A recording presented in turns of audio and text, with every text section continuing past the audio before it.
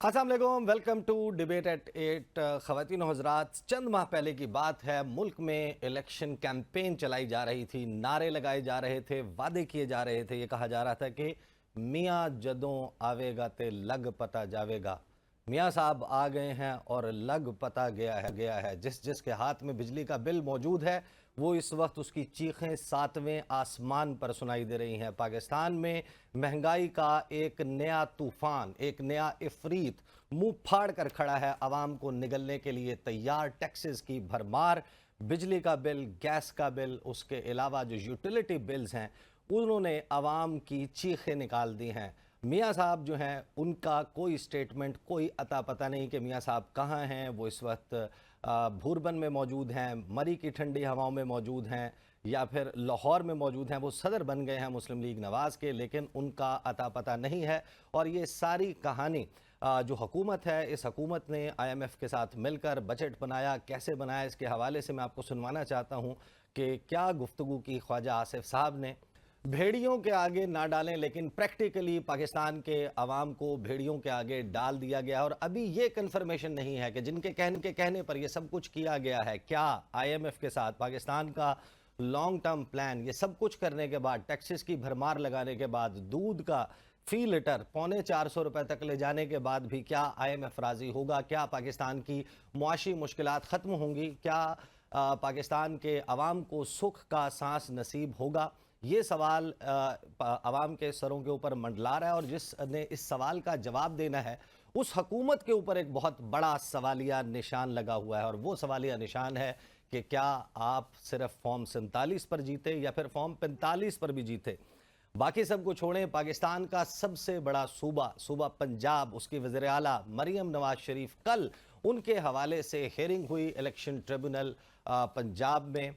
अनवार हुसैन साहब, जस्टिस अनवार हुसैन साहब, उन्होंने कहा है कि फॉर्म 45 लेकर 30 जुलाई को हाजिर हों। इलेक्शन कमीशन ऑफ पाकिस्तान और मरियम नवाज के वकील से कहा गया है कि फॉर्म 45 लेकर आएँ। अब इस हल्का PP 159, इसके हवाले से एक बड़ा ही तगड़ा केस लेकर सामने आए हैं ट्रिब्यूनल के महर शराफत अली पाकिस्तान तहरीक इंसाफ के बैक्ड कैंडिडेट थे, आज़ाद हैसियत में इलेक्शन लड़ रहे थे। मेरे साथ इस वक्त प्रोग्राम में मुझे ज्वाइन कर रहे हैं। उनके 45 हैं, उनकी तफसील भी हमारे पास मौजूद है। महर साहब, अस्सलाम वालेकुम।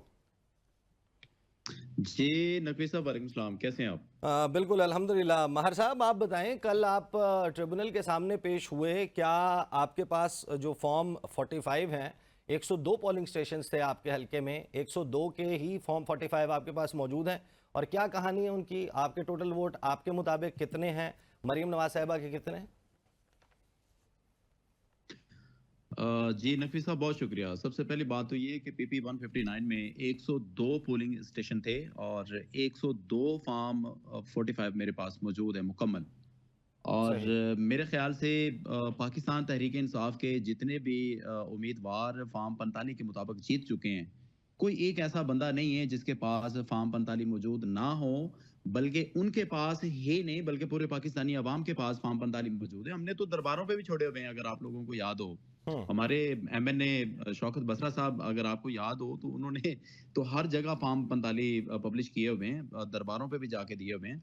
और फार्म 45 की मैंने जैसे ही इलेक्शन कंप्लीट हुआ तो तकरीबन 14 या 15 फरवरी को मैंने एक वीडियो अपलोड की थी, तमाम सोशल मीडिया पे लगी हुई है, जी। और जिसमें मैंने तमाम फार्म 45 102 पोलिंग स्टेशन के जो फार्म 45 हैं वो वीडियो बना के बकायदा उसमें कंपैरिजन बनाया कि इस एक फार्म 45 में मेरे वोट कितने थे, मरियम नवाज के कितने थे, और दोनों का टोटल साथ बड़ा एक जबरदस्त किस्म का मैंने वीडियो बना के, तो तो मुझे वो तो हमने बताइए तो ना कि आपके पहले दिन ही आपके पब्लिश जो कर वोट दिया हैं था। वो 24,492 वोट बनते हैं आपके मुताबिक, इन फॉर्म 45 के जी, मुताबिक। फार्म 45 के मुताबिक मेरे 24,492 वोट बनते हैं और और मरियम मरियम नवाज साहिबा नवाज के? के 23,598 बनते हैं। और इन्होंने जो मेरा अपना फार्म 47 जाली जनरेट करवाया, उसके ऊपर मेरे 21,491 वोट बनते हैं, जबकि फार्म 45 के मुताबिक 894 वोट मेरे अभी भी इनसे ज्यादा हैं। जी। صحیح. اچھا مجھے یہ بتائیے کہ جب ہم نے یہاں اسلام آباد میں پروسیڈنگز ہوتے دیکھی الیکشن ٹریبونل جسٹس جہانگیری صاحب کی عدالت میں، جہانگیری صاحب نے یہ کہا کہ فورنزک کروایا جائے گا اسلام آباد کے حلقوں کے فارم 45 کا، لوکل سطح کے اوپر بھی اگر انٹرنیشنل سطح کے اوپر بھیجنا پڑا فارم 45 کو بھیجا جائے گا، بیان حلفی لیا جائے گا. کسی کا بیان حلفی جھوٹا ثابت ہوا، عدالت سے کسی نے فورجڈ ڈاکومنٹس ٹمپرڈ ڈاکومنٹس دیے تو اس کو جیل بھی بھجوایا جا سکتا ہے. تو آپ یہ جو آپ نے فارم 45 آپ نے مجھے بھی بھجوائے ہیں، یہاں پر سکرین پر ڈسپلے بھی ہو رہے ہیں، کیا آپ یہ بتا سکتے ہیں آپ حلف دینے کے لیے بھی تیار ہیں، ان کا فورنزک کروانے کے لیے بھی کہ یہ درست ہے؟ نقوی صاحب، میری یہ خواہش ہوگی کہ یہ سارا جو پروگرام ہے یا جو عدالت کے اندر ہیرنگ ہے یہ لائیو کی جائے. آپ حلف کی بات کرتے ہیں، میں کہتا ہوں کہ کسی ایسے وائٹ پیپر پہ سائن انگوٹھے کروا لیں کہ ایک تاریخی فیصلہ آنا چاہیے، یا تو میرے خلاف ہے یا ان کے خلاف ہے، یا صحیح. تو غلط بیانی کے اوپر مجھے نہیں رہنا چاہیے یا ان کو نہیں رہنا چاہیے. یہ تو تماشا بنا دیا نا ان لوگوں نے کہ 1,70,000 لوگوں نے ووٹ کاسٹ کیا ہو. لوگ ووٹ ڈال رہے ہیں پرائم منسٹر عمران خان صاحب کو، اور پرائم منسٹر بنا دیا جاتا ہے شہباز شریف کو، سی ایم بنا دیا جاتا ہے مریم نواز کو، اور ہارے ہوئے ہیں. تو میری یہ گزارش ہے کہ میں ان کو چیلنج کرتا ہوں کہ جس طریقے سے جس فورم پہ بھی یہ میرے ساتھ آرگومنٹس کرنا چاہتے ہیں، یہ مناظرہ کرنا چاہتے ہیں، لائیو چینل پہ آ جائیں، جیو پہ آ جائیں، جدھر بھی آنے، اپنے فارم 45 اوریجنل لے کر آنے ہیں. کاپی تو آپ کو پتہ ہے، کاپی میں جو مرضی آپ کر لیں. میرے فارم 45 اوریجنل میرے پاس ہیں. صحیح. اور میں آپ کو بتاؤں نقوی صاحب، یہ چوتھی ہیرنگ ہے کہ جب آپ جیت چکے ہیں بقول آپ کے، تو آپ ہر ہیرنگ پہ ٹال مٹول کر رہے ہیں. کبھی آپ ججمنٹس کا سہارا لینے کی کوشش کرتے ہیں کہ اس بنا پہ کیس نہیں بنتا، اس بنا پہ کیس نہیں بنتا. اور بھائی سمپل سی بات ہے، فارم 45 لے کر آ جائیں، اگر آپ صحیح. جیت گئے تو آپ جیت گئے، سمپل. اس میں تو الجبرے کا سوال ہی کوئی نہیں ہے کہ اب 1 مہینے کی تاریخ لے گئے یہ لوگ. مجھے بتائیں، مجھے آج ابھی اس وقت آپ بھی، بلکہ میں نے آپ کو تو فارم 45 دے دیے ہیں، جی. میں آپ کو اوریجنل بھی دے سکتا ہوں، میرے پاس ہیں. میں آپ کو گارنٹی سے بتا رہا ہوں کہ مریم نواز کے پاس اوریجنل فارم 45 نہیں ہے، کنفرم صحیح. بتا رہا ہوں نہیں ہے. اب ان کے پاس 2-3 آپشنز ہیں، میں وہ بھی آپ لوگوں کو بتا دیتا ہوں اور چیلنج کرتا ہوں کہ کر لیں ورکنگ اس کے اوپر بھی جو کر سکتے ہیں. ای سی پی کے پاس ان کے فارم ہے یا باکس کے اندر فارم ہے. اگر ای سی پی سے یہ اوریجنل لے کے آئیں گے تو میں نے ای سی پی کو بھی پارٹی بنایا، وہ کیا لے کر آئے گا. باکس سے نکالیں گے تو وہ بھی یہ نہیں نکال سکتے. ان کے پاس آپشن نہیں ہے، یہ ٹیکنیکلی ڈیلے کر سکتے ہیں، جتنا کر سکتے ہیں کر لیں. وہ پنجابی کی مثال ہے صحیح. نا کہ بکرے کی ماں کب تک خیر منائے گی. کب جی تک خیر منائے گی.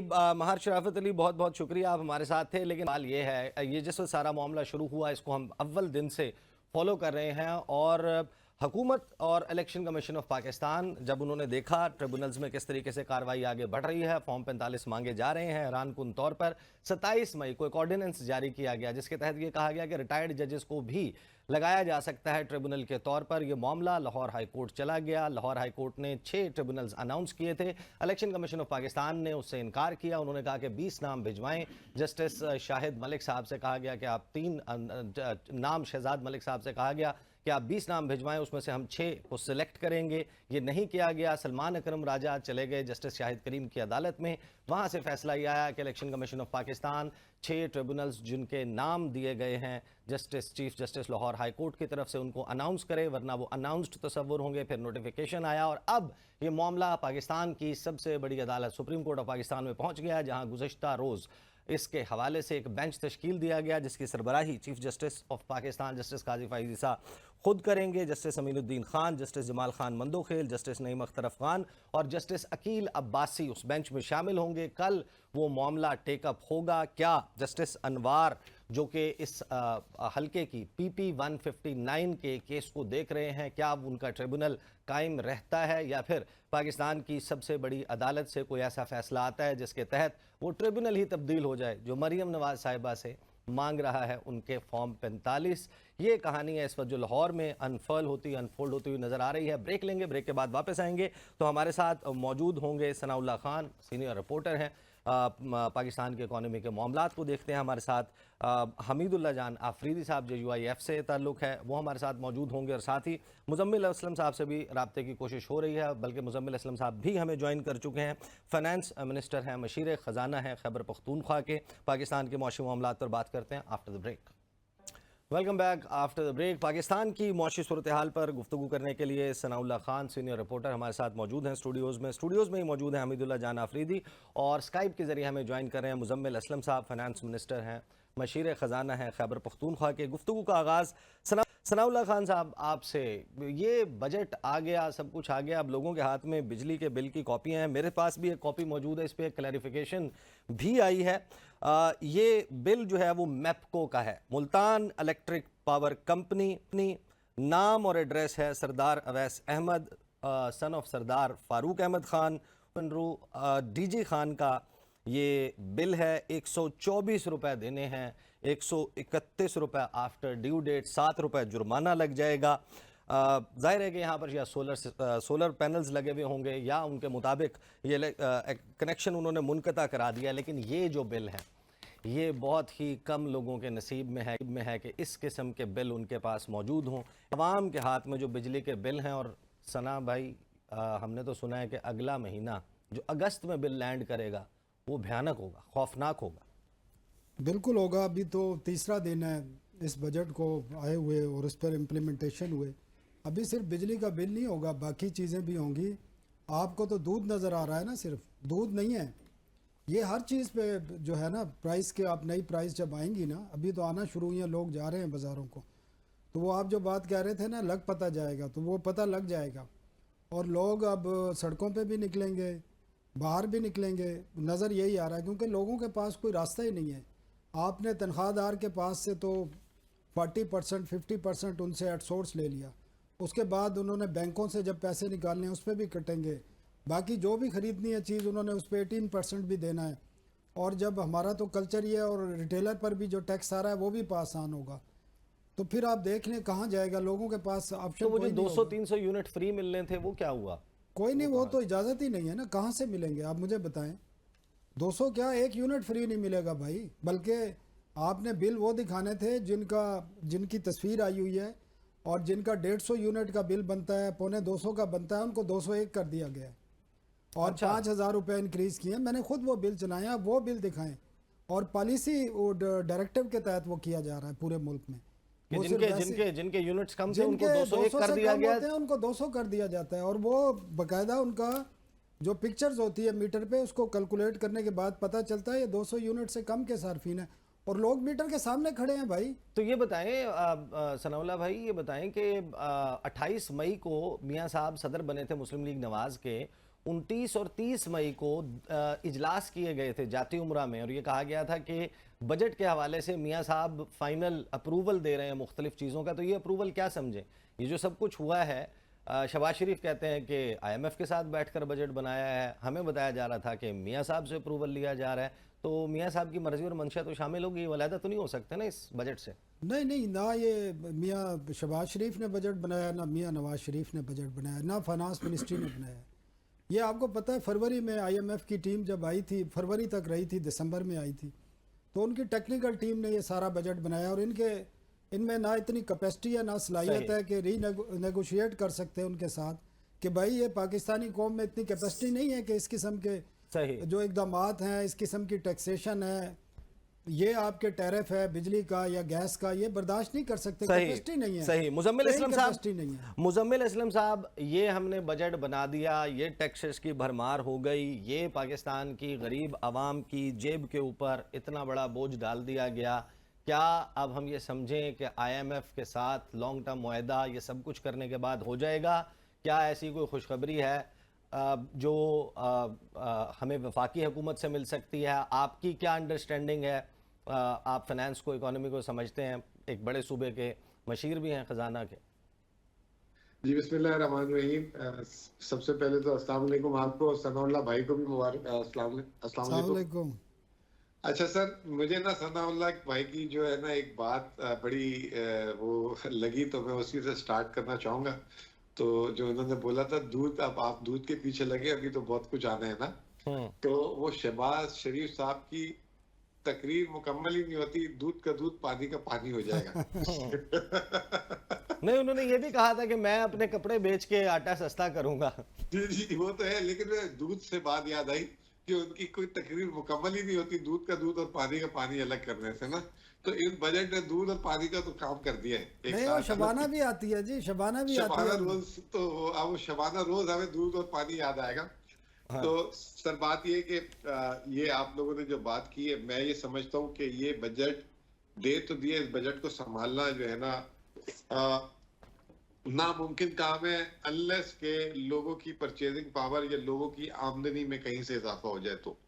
وہ کہتے ہیں نا کہ مہنگائی کا توڑ آمدنی پہ زور، ٹھیک ہے نا، ادھر تو آمدنی پہ بھی جو ہے قدغن لگ گئی ہے اور مہنگائی پہ تو جو ہے اس کو پر لگ گئے، تو ایک بڑا جیسے کہتے ہیں کہ ان بیلنس قسم کا بجٹ بنایا ہے۔ دنیا میں کوئی بھی جو ہوتا ہے نا، کسی کو اگر کوئی سزا دیتا ہے نا تو اس کے ساتھ اس کو پھر سزا دینے کے بعد تھوڑا سا کمفرٹ بھی کرتا ہے، کہیں نہ کہیں ریلیف بھی دیا جاتا ہے، ایسا نہیں ہوتا کہ صرف سزا ہی دی جائے۔ تو اس بجٹ کو اگر آپ دیکھیں تو سب سے پہلے تو لوگوں کے جسے کہتے ہیں کہ اندر وہ ایک احساس کمتری پیدا ہو گیا ہے کہ میں تنخواہ دار کیوں تھا، مجھے اللہ نے تنخواہ دار کیوں طبقے میں پیدا کیا۔ آپ کہہ رہے ہیں یہ ثناء اللہ خان نے کہا کہ یہ بجٹ جو ہے وہ نہ شہباز شریف نے بنایا، نہ نواز شریف نے، نہ وزیر خزانہ۔ یہ آپ بتا دیں ذرا، ہمیں رہنمائی کریں، یہ بجٹ کس نے بنایا؟ سر یہ بجٹ سیدھی سی بات ہے، یہ بجٹ نہیں، یہ تو آئی ایم ایف کی پوری ڈائریکشن ہے، اور اصل میں مسئلہ بجٹ کا نہیں ہے، بجٹ بنایا نہیں انہوں نے یہ ٹیکس کس نے لگایا آپ یہ پوچھیں۔ بجٹ تو باقی اخراجات تو دل کھول کے دیے ہیں نا، یہ تو آپ کو ثناء اللہ صاحب زیادہ اچھا بتائیں گے، پریزیڈنٹ ہاؤس کے اخراجات، پارلیمنٹیرینز کے الاؤنسز، تنخواہیں 25%، خرچوں پہ کہیں ہاتھ نہیں رکا۔ آپ اس کو یہ کہیں کہ یہ سارے ٹیکس کس کے حکم پہ لگے ہیں اور کس کے کہنے پہ لگے ہیں، اور اس کے بعد اگر یہ اتنے بے بس ہوتے تو یہ پراپرٹی والوں کو نہ بچا لیتے، یہ ریل اسٹیٹ والوں کو نہ بچا لیتے، یہ جو ہے بیوروکریٹس کی اور اس کی جو ہے چیزوں کو نہ بچا لیتے، یہ جو ایگریکلچر پہ ٹیکس لگنا تھا اس کو نہ بچا لیتے، تو یہ سارا کا سارا 75 ارب کی سیاسی رشوت نہ دیتے پارلیمنٹیرین کو۔ ہاں یہ تمام چیزیں جو ہیں یہ نہیں، لیکن پیسوں کی کیا کمی ہے؟ یہاں پر تو ٹک ٹاکرز کو 100 دن کی کیمپین، پیسے دیے جا رہے ہیں، آئی فونز، گاڑیاں، للے تللے، سب کچھ یوں کا توں چل رہا ہے، پیسے تو سر اس میں ایک الفاظ یوز کروں گا، یہ سودا کیا گیا ہے ایک جس کو ریلیف دلانے کے لیے، اور وہ جو جس کو ریلیف دلانے کے لیے دوسرے پہ جو ہے سارا کچھ ڈالا گیا ہے۔ تو مجھے ایک بات بتا دینا، آئی ایم ایف تو اخراجات بھی کم کرنے کا بولتا تھا، کیسے اخراجات بڑھانے کی اجازت دے دی؟ آئی ایم ایف تنخواہ میں بھی اتنا جو ہے کھلا ہاتھ نہیں رکھنے دیتا، کیسے ہو گیا؟ انہوں نے دوسری طرف کہا کہ جی ہم اس پہ ملبہ ڈال دیتے، اس پہ ملبہ ڈال دیتے۔ آئی ایم ایف ہو جائے گا، پیسے مل جائیں گے نا آئی ایم ایف سے، مڈ جولائی ہمارا لانگ ٹائم اگریمنٹ ہو جائے گا، ابھی بھی نہیں ہوگا، ہو جائے گا۔ میں یہ کہتا ہوں اگر اس کے بعد بھی نہ لائے تو پھر تو ان کو جو ہے نا چلو پر پانی کی مثال کی نئی مثال بنا لینی چاہیے اس کے بعد۔ صحیح۔ مجھے مزمل بھائی مجھے لگ رہا ہے یہ قوم سے انتقام لیا گیا 8 فروری کا، کہ 8 فروری کو انہوں نے، آپ بالکل ٹھیک کا بات کریں، کہیں نہ میں نے سب سے انتقام لیا ہے انہوں نے، 8 فروری کا انتقام لیا ہے۔ حمید اللہ جان آفریدی صاحب، JUIF، کیا جو بجٹ آ گیا ہے آپ کا، تو بڑا اچھا پی ڈی ایم سیزن 1 میں الیک شلیک تھی، اٹھنا بیٹھنا تھا، سارے معاملات چل رہے تھے، اب آپ حکومت کا حصہ نہیں ہیں، لیکن کیا آپ مکمل طور پر اپوزیشن کا حصہ ہیں؟ اور یہ جو بجٹ آیا ہے، یہ جو بجلی کے بل ہیں، یہ جو مہنگائی کا طوفان ہے، اس میں آپ کی سیاسی جماعت کہاں کھڑی ہے؟ دیکھیں نقوی صاحب، جب تک پاکستان میں فری اور فیئر الیکشن نہیں ہوں گے اور لوگوں کو امپوز کیا جائے گا، بٹھایا جائے گا، اپنی مرضی سے پارٹیوں کو حکومتیں دی جائیں گی، تو یہ رونا اب ساری زندگی روتے رہیں گے۔ یہ انٹرفیئرنس جتنی 2013 سے آئی ہے حکومت کو بنانے میں، پہلے بھی شاید ہوتی ہوگی، 10 15 20 انڈیویژولز کو کمپنسیٹ کیا جاتا ہوگا، ابھی تو جوگ در جوگ پارٹیوں کو اقتدار میں لانے کی باتیں ہوتی ہے۔ آپ نے 2018 دیکھا، آپ نے 2024 دیکھا، اور یہی وجہ تھی کہ JUI نے 2018 میں بھی ایجیٹیٹ کیا اس کے خلاف، اور جتنی پارٹی تھی نیشنل اسمبلی میں ان کو اس وقت بھی کہا گیا کہ یہ بہتر ہے کہ ہم اوت ہی نہ لیں، ہم اقتدار میں جائیں ہی ہیں نا، لیکن اس وقت چلے گئے کہ شاید آگے پھر جا کے کوئی بہتری آ جائے، اور آپ نے 2024 میں بھی دیکھ لیا یہ واحد الیکشن ہے جس میں ایک بھی پولیٹیکل پارٹی، چاہے وہ بڑی پارٹی ہے چاہے وہ چھوٹی پارٹی ہے، ہر بندہ اور ہر پارٹی یہ ماننے پہ اقرار ہے کہ وہ کہتے ہیں کہ جی یہ ریگ ہوا ہے، الیکشن غلط ہوا۔ لیکن اب الیکشن ریگ ہوا ہے، جے یو آئی اس کے اوپر بڑا ووسیفرسلی بات کر رہی ہے، مولانا فضل الرحمان کی ہم گفتگو سن رہے ہیں، آپ لوگ یہ کہہ رہے ہیں کہ یہ فارم 45 کچھ اور ہے، فارم 47 کچھ اور ہے، لیکن آپ سپریم کورٹ میں اڈاپٹ کر لیتے ہیں الیکشن کمیشن آف پاکستان کے وکیل کے آرگومنٹس کہ مخصوص نشستوں پر آپ اس بات کو درست تصور کرتے ہیں جو الیکشن کمیشن کے وکیل سکندر بشیر محمد کہہ رہے ہیں۔ دیکھیں وہ ٹیکنیکل چیز ہے، اس میں ہر پارٹی کی اپنی رائے تو ہو سکتی ہے، اس میں لیکن آپ کے ملک میں دیکھیں، آپ کے ملک میں آپ کا جوڈیشل سسٹم جو ہے نا اس پہ بھی آپ اعتبار نہیں کر سکتے ہیں۔ ایک عدالت نے ایک فیصلہ دیا، اگلا عدالت اگلا فیصلہ دیتا ہے، کوئی یہ ڈٹرمنٹ کرے گا کہ جس عدالت کا فیصلہ غلط ہے اس کی کوئی اکاؤنٹیبلٹی ہے، اس سے کوئی پوچھ گچھ ہے؟ تو جب تک یہ سسٹم ایسے چلتا رہے گا، سر اصل میں معاملہ یہ ہے کہ جب آپ مخصوص نشستیں مانتے ہیں تو لگتا یہ ہے کہ آپ کو امید ہے کہ سسٹم یہی چلے گا اور آپ کی واپسی ہو جائے گی۔ سسٹم تو نہیں چلے گا اس طریقے سے جس طریقے سے چل رہا ہے۔ آپ نے ثناء اللہ بھائی کو سن لیا ہے کہ جو طوفان لوگوں کے اوپر آیا ہے مہنگائی کا، اور یہ انہوں نے بڑا شارٹ کٹ سیکھا ہے کہ ریونیو آپ کا کدھر سے آتا ہے، چلیں جی پر یونٹ بنا دی بجلی کا، لوگ مجبور ہیں انہوں نے یہ لگانی ہے، تو وہ کیلکولیشن کر کے وہاں سے اپنی یہ پیسے جو ہیں پورا کرتے ہیں، جی گیس کا بڑھا دیں، اچھا یہ امپلائڈ ہیں، یہ فکس ان کا ایٹ سورس ڈیڈکٹ ہونا ہے، ان کے پاس کوئی اور راستہ نہیں ہے، چلے جی ان پہ اتنی پرسنٹیج لگا دیں۔ یہ تو ملک چلانے کے طریقے نہیں ہیں، ملک چلانے کے طریقے نہیں ہیں۔ اب ملک چلانے کا طریقہ کیا ہوگا؟ مجھے بریک پہ آج تک مجھے یہ بتائیے جتنے افلاطون یہ امپورٹ کرتے ہیں یہاں بٹھا کے فائنانس منسٹری میں، ان کے پاس اتنی عقل نہیں ہے کہ یار ہم اپنا ٹیکس سرکل کیسے وائڈن کریں، یہ انہی لوگوں کو ٹیکس کرتے رہیں گے جو دیتے رہتے ہیں۔ آج آپ کی انڈسٹری بند ہے، ان میں آپ کی انڈسٹری بند ہو رہی ہے۔ حمید اللہ جان آفریدی صاحب، ان میں عقل نہیں ہے، لیکن اب آپ نے کیا کرنا ہے؟ آپ لوگوں میں تو کہتے ہیں کہ عقل ہے، آپ نے ایگزیکٹلی اس حکومت کے خلاف کسی الائنس کا حصہ بننا ہے یا نہیں؟ مجھے بریک پہ جانا ہے، بریک سے واپس آتے ہیں، میں آپ سے گفتگو شروع کروں گا۔ Welcome back after the break. Hamidullah Jan Afridi صاحب، آپ یہ کہہ رہے ہیں کہ حکومت کو کچھ نہیں پتا کیسے چلانا ہے، بجٹ کیسے بنانا ہے، آپ اس کے مینڈیٹ کے اوپر بھی سوال اٹھا رہے ہیں۔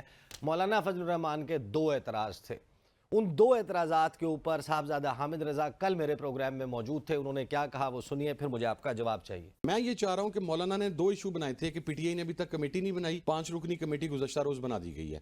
دوسرا ایشو تھا کہ حامد رضا نہیں مان رہا، حامد رضا مان گیا ہے۔ اب آئیں مولانا، یہ اب آپ بریکنگ دے رہے ہیں ہمیں، آپ کہہ رہے ہیں کہ حامد رضا صاحب اپنے اختلافات ختم کرنے کے لیے مولانا فضل الرحمان سے سائیڈ پہ رکھنے کے لیے تیار ہیں۔ اچھا، ختم نہیں کر رہے، سائیڈ پہ رکھنے کے لیے تیار ہے، یعنی اگر مولانا فضل الرحمان براڈر ایک الائنس کا حصہ بننے کا فیصلہ کرتے ہیں، موسٹ ویلکم۔ یہ بات آپ ذرا کیمرے کی طرف دیکھ کے دوبارہ کہیے۔ موسٹ ویلکم، میں مولانا کو ویلکم کروں گا۔ صحیح۔ Now am waiting for the moment کہ جب جے یو آئی اناؤنس کرے گی کہ ہماری دونوں ریزرویشنز جو کل خود مولانا صاحب نے ایڈریس کی ہیں وہ سیٹل ہو گئی ہیں، کمیٹی بھی بن گئی اور حامد رضا نے بھی official statement they the, so let's move on. اسی سیٹ پر بیٹھے ہوئے تھے حمید اللہ جان صاحب، چیئرمین سنی اتحاد کونسل حامد رضا صاحب، بیسیکلی ایک چیز تو آپ کے علم میں یہ ہوگی کہ آج تک جے یو آئی نے خواہش ظاہر نہیں کی تھی کہ ہمارا کوئی الائنس پی ٹی آئی سے بنے۔ پی ٹی آئی والے جو دوست ہیں وہ 3-4 دفعہ آئے ہیں، مولانا صاحب سے ملے ہیں، انہوں نے وہاں بتایا ہوگا کہ جی ہمیں مل کے آگے جانا چاہیے، اور مولانا صاحب نے اس وقت بھی کہا تھا کہ ہماری اپنی جو مرکزی پریم شورا ہے اس میں یہ بات رکھی جائے گی اور وہاں سے جو بات آئے گی تو اس پہ ہم آگے جا کے عمل کریں گے۔ اب اگر یہ حامد صاحب یہ سمجھتے ہیں کہ مولانا صاحب نے یہ 2 شرط رکھے تھے ان کے سامنے، تو یہ میرے خیال سے یہ صحیح نہیں ہے۔ ایسی کوئی بات نہیں ہوئی ہے کہ مولانا صاحب نے ان کو کہا ہو کہ اگر یہ 2 چیزیں ہو جائیں تو بس ٹھیک ہے میں بات کرنے کے لیے تیار ہوں۔ جب شورا میں سے ان کا دیکھیں، جے یو آئی کا باقی پارٹیوں سے تھوڑا مختلف ہے، باقی پارٹیوں میں ہیڈ آف دا پارٹی ایک بات بتا دیتا ہے اور نیچے سب کو ماننی پڑتی ہے، یہاں پر وہ باقاعدہ رکھا جاتا ہے اور ہر ایک पूरे पाकिस्तान के जहां तक शूरा के मेंबर हैं उनकी डिबेट होती सर है, मौलाना की 2-3 राय दिन को ये तो चलते हैं। मौलाना ने जो फैसला कर लिया कैसे वो ऐसा तब्दील नहीं होगा? है, ऐसा नहीं है। मैं यकीन से आपको कह रहा हूं कि ऐसा नहीं है कि वो एक फैसला करेंगे। नहीं, ये तो पीटीआई के देखें लोग ना, भी कहते हैं, नहीं, नून लीग के भी देखें, कहते हैं, लेकिन एहतराम सबको में- पता है नवाज एहतराम शरीफ में- ने, इमरान खान ने, सर, मौलाना फजलुर रहमान ने एहतराम में फैसला कर शायद लिया। देखें, एहतराम में शायद शुरा के लोग शोर ना मचाएं, मान जाएं, लेकिन मौलाना साहब खुद महसूस करते हैं कि जब तहफ़्फ़ुज़ात है एक तरफ से तो उस पर आगे नहीं जाना चाहिए, तो इसलिए अभी तक वो क्लैरिटी हुई नहीं है। तो इसलिए कि हामिद साहब अगर ये कह रहे हैं कि उनकी तरफ से कोई शर्त है, वो नहीं, उनको अगर तहफ़्फ़ुज़ात थे, 5 मेंबर कमेटी इन्होंने अभी बनाई हुई है, उनकी अभी चलें, JUI ठीक की है। कोई कमेटी भी नहीं बनी, कोई मीटिंग भी ठीक नहीं है। हुई है। तो ये तो ऐसा नहीं है ना कि हामिद साहब के कहने पे वो कहेगा कि चलिए ठीक है जी हम तैयार हैं। काफ़ी चीज़ें हैं। बाकी PTI का हमेशा जिस तरह यू टर्न लिए गए हैं, हम देखें JUI की बात आज तक आप देख लें एक चीज़ पे खड़ी रही है तो फिर खड़ी रही है।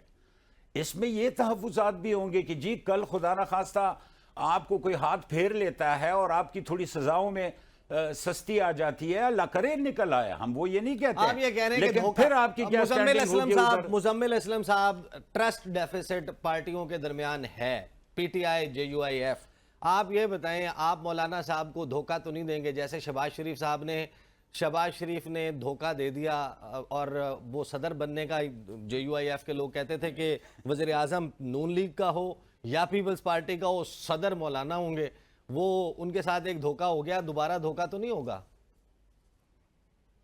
और ये कह रहे हैं कि हाथ तो नहीं फिरवाएंगे आप?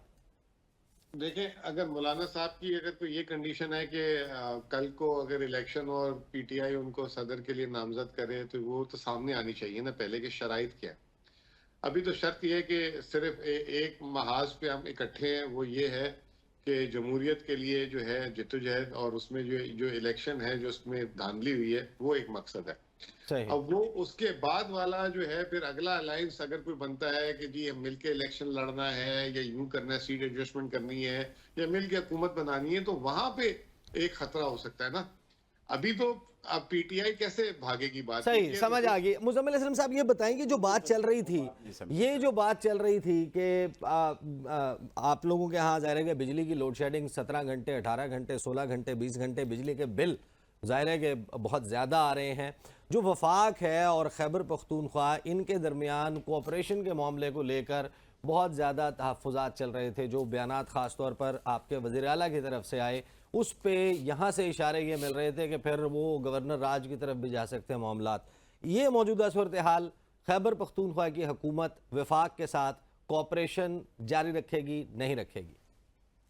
देखिए, बात ये है कि सबसे पहले तो पाकिस्तान में एक ही हुकूमत है और वाहिद हुकूमत है जिसको 85% मैंडेट के साथ बैठी है। तो सवाल ही नहीं पैदा होता कि ये कदम उठाया जाए। अगर ये कदम उठाएंगे तो फिर जो है ना जो है इन्ना लिल्लाही पढ़ लीजिएगा तमाम चीजों के लिए ना। तो पहली बात तो ये। दूसरी बात ये है कि ताउन जो है अभी भी बिजली में भी ताउन कर रहे हैं हम। और देखें, ये जो आपने हमारी बिजली वाली बात की, अब आजकल सिंध में क्या हो रहा है, शर्जील मेमन और नासिर हुसैन शाह साहब जो है के इलेक्ट्रिक के दफ्तर में गए, वहाँ आगे लगाई जा रही हैं। वो मीडिया उसको तो कवर नहीं करता। खैबर पख्तूनख्वा में जो है लोग बाहर आ जाए तो जियो हो, यहाँ तो गद्दारी हो रही है, यहाँ पे यूं हो रहा है, मुल्क दुश्मनी हो रही है। भाई कौन से महज़ब दुनिया में 22 घंटे लोड शेडिंग हो 24 घंटे में? इससे बेहतर आप कनेक्शन ही काट दें ताकि तसल्ली हो जाए लोगों कि यहाँ बिजली नहीं आनी। ठीक है ना, पंजाब अपना बंदोबस्त खुद करें। हाँ ठीक है। दूसरी बात ये कि महकमा आपका है, अगर आपको अपना महकमा नहीं संभाला जा रहा, चोरी नहीं संभाली जा रही, आपके लोग को या तो हमारे बंदोबस्त में वो महकमा दिया हो तो हमारा मसला हो। तो ये बाकी रहा सवाल माशी ताउन का।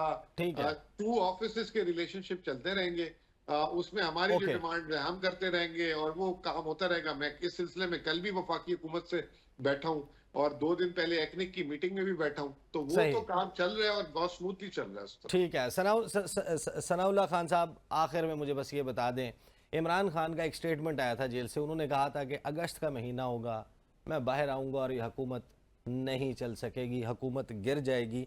ये क्या बिजली के बिलों का उनको पता था, महंगाई का पता था? और कितना रिजेंटमेंट आपको लगता है या पोटेंशियली क्या आवाम का गुस्सा उस उबाल पर पहुंचने लगा है जहां पर ये कड़ाहे से बाहर आ जाए? देखें अब पहुंचने नहीं लगा, पहुंच चुका है। और सूरत हाल अब देख लेना, अब 12 जुलाई से जमात इस्लामी धरना देने जा रही है, ट्रेडर्स तमाम निकल आए हैं और लोग जो हैं, अब सूरत हाल इस तरह आ जाएगी कि लोगों ने बिलों को जलाना शुरू कर देना है।